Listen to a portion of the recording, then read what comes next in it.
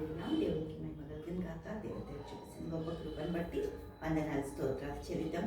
దావీదు మహారాజుని దేవుడు ఎంత చక్కగా హెచ్చించి జరగబో సంగతులని చెప్తుండంటే ఆ ఎంత ఆధిక్యత, ఎంత గొప్ప కృప కదా. దేవుడికి మహిమ కలుగును గాక. 2 సామ్యుయేలు 7వ అధ్యాయము 18వ వచనం చూద్దాం. దావీదు రాజు లోపల ప్రవేశించి యెహోవా సన్నిధిలో కూర్చుండి ఇలాగను మనవి చేశాను. దేవునికి స్తోత్రం. ఎవరైనా గొప్ప రాజు ఎక్కడ కూర్చుందంట? దేవుని సన్నిధిలో కూర్చుందంట.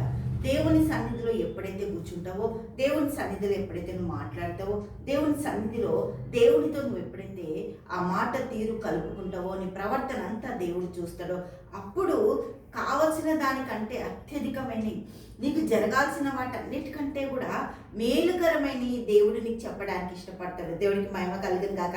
దావీదట దేవుని సన్నిధిలో కూర్చుండంట. మనం ఎక్కడ కూర్చుంటున్నాము? దేవుడికి మహిమ కలుగును గాక. దేవాది దేవుని సన్నిధిలో దావీదు కూర్చుండి ఇలాగ మనవి చేశాను. నా ప్రభువా యెహోవా, ఇంతగా నీవు నన్ను హెచ్చించుటకు నేను ఏ పాటి వాడను?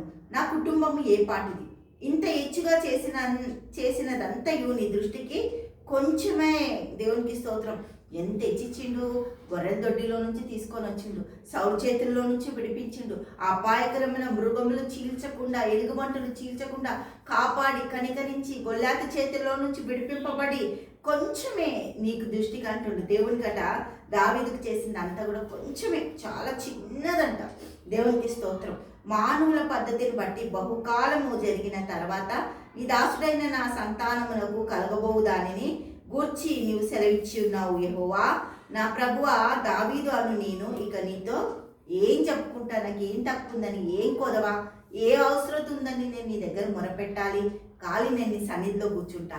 సన్నిధిలో కూర్చొని దేవుని సన్నిధిలో కృతజ్ఞతాస్తుతులు చెల్లించి, దేవుని సన్నిధిలో ఉండి నా బిడ్డలకు ఇచ్చిన ఆశీర్వాదాలను బట్టి దేవానికి స్తోత్రం, నా భర్తకి ఇచ్చిన ఆశీర్వాదాలను బట్టి వందనాలు, నా భార్యకి ఇచ్చిన ఆశీర్వాదాలను బట్టి వందనాలు, నా కుటుంబాన్ని నువ్వు దీవించిన విధానాన్ని బట్టి నీకు వందనాలని ఎప్పుడైతే మనం చెప్తామో అప్పుడు మార్గాలన్నీ దేవుడు సరళం చేస్తాడంట.